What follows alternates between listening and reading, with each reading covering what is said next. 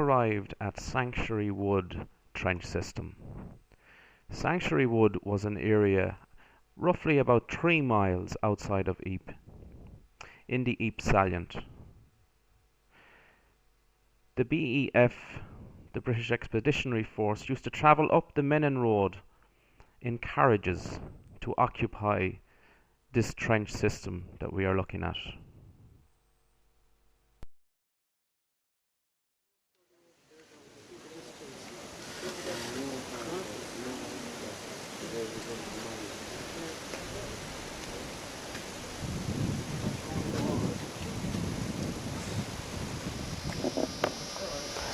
We're now standing above the trench system.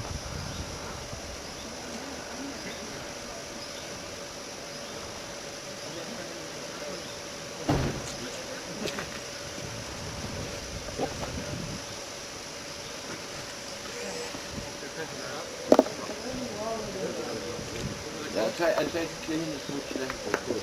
You did, thanks for that. Big deal.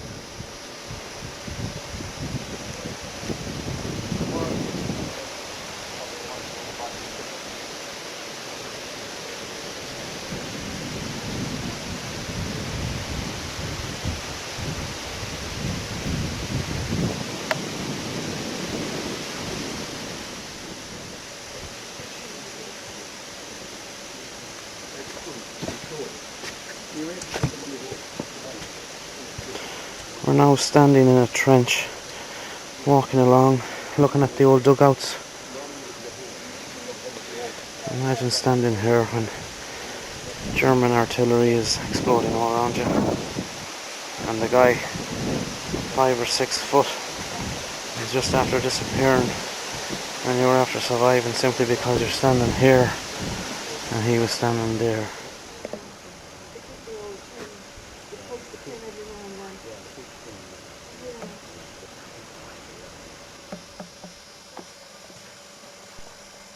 We are now in the museum area of Sanctuary Wood.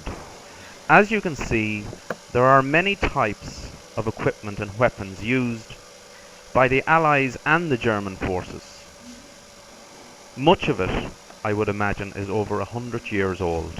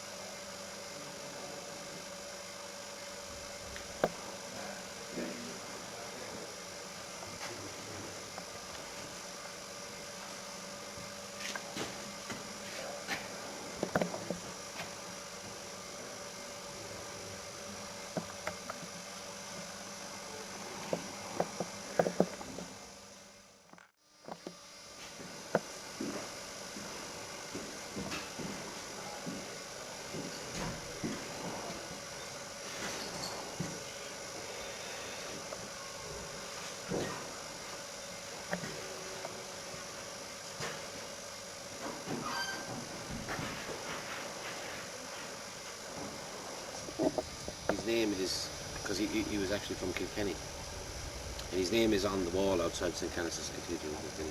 He was killed by a sniper. He's in the war diary. It says, Lieutenant Wickham was shot today by a sniper. That's all it says.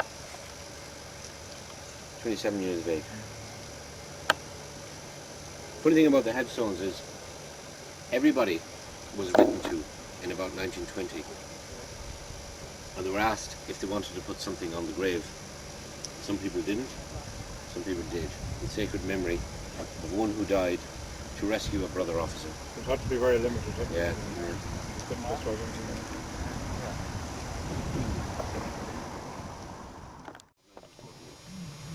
And they were originally sent to Mons, which is directly east. Now, the British Army at the time, they sent 100,000 soldiers. And the misprint in your thing, I put 10,000, it's 100,000 soldiers. But the British Army was very small, because it was an island. Ireland was also an island, and part of Britain at the time, so their strength was in their navy. To So they had a very small army compared to the Germans and the French army, the Continental Army. The Germans had an army of 4 million. 4 million. So you can imagine that the British army was very, very small. And that's why the Kaiser called them a contemptible little army. And that's why they got the name the Old Contemptibles.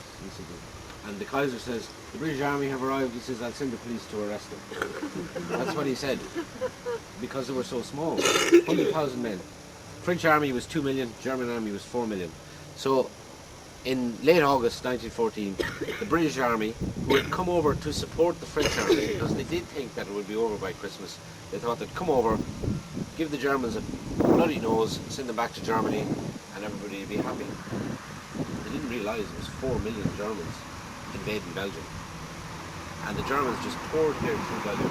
They met the British army at Mons, which is directly east of here, and the British held them up because the British were not a conscript army, whereas the Germans were.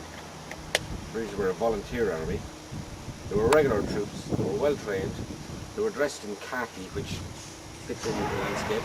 They were good marksmen, they had good rifles, and they held the German army up at Mons for 24 hours.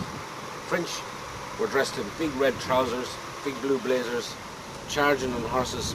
Germans made mincemeat of them. And the Germans just moved forward, and they were going to trap the British army. So the British army had to move out of there quick. So they moved back down almost to Paris. And Lord French, who has big connections with County Roscommon, French Park, that was the ancestral home, and he lived out at Corrigan Row. If anybody from Boyle will see that his house was still there. Lord French was in charge of the British army, cavalryman, and he more or less said to the British government, look, we're going to get lost out here. We have a very small army. We've been swamped by the Germans.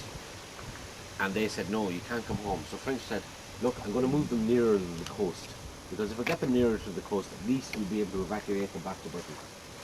So that's how they ended up here in Ypres. Because we're not very far from the coast here.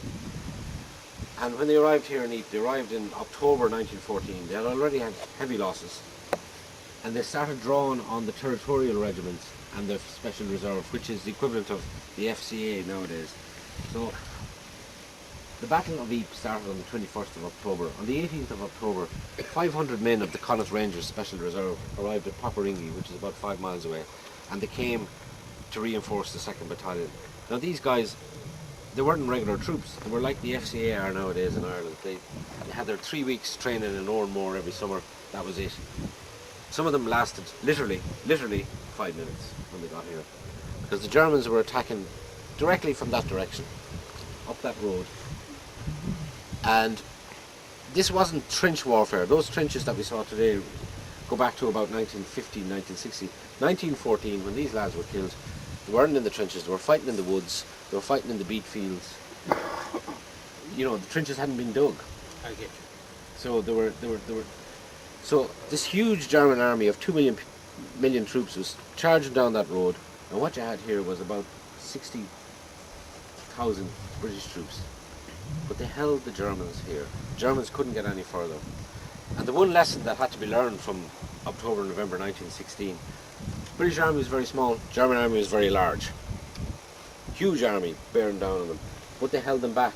And the thing about it was, the lesson was learned from there was that the advantage always, and it remained throughout the war, the advantage was always with the defending troops. Because you got a well-placed machine gun, you could hold up a whole army. And if you had 5 or 6 well-placed machine guns, you could hold up an army for months. So the British held Ypres, and they held it literally by the string of their pants, more or less, because the Germans were pushing here for a whole month trying to get in here, and the Connaught Rangers were in the line for about 2 weeks without relief. And Sanctuary Wood is called Sanctuary Wood because it was a little bit behind the lines at that time, and British troops would arrive here, hundreds of them coming in, and they'd say, look, you 100 go up there, you 100 go down there, you 200 go up there, we've got to. So they held it, and they had huge losses in that 1914, and most of them bodies were never found. These 4 lads here, 1 officer, 3 men, their bodies were found, probably later, and they were buried here, as are hundreds more. Anybody from Boyle, Edward Stafford King Harmon, the heir to the Rockingham estate, he was killed at Klein Zillerbeck, which is just about less than a quarter of a mile beyond that cross. Now we don't know if he was obviously killed. The Germans actually broke through down there, and the Irish guards pushed them back, and that was when Edward Stafford King Harmon went missing. That's all, he went missing. And his family spent a huge amount of money trying to find out what happened to him. Body was never found, he's on the Metal Gate, as are 58,000 others. That mainly, a lot of them died here in 1914, a lot of them died in 1915.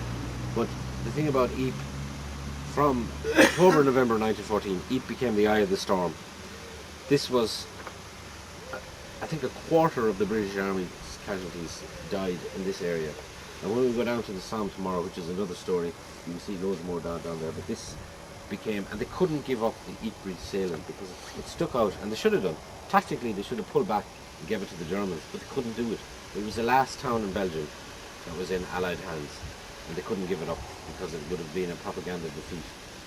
So, any British soldier that came here hated being here, because you had the Germans elsewhere down south. You were just facing the Germans. Here, the Germans were there, they were there, they were there. The only way in was from the west, and the Germans had those roads very heavily shelled. So if you got sent to Ypres, your battalion got sent to Ypres, you were thinking, Jesus, I have to get in there, and also I have to get out of here. You know, when your tour of duty was over, so you were in a bit of a nasty spot here, and nobody liked coming here. And a lot of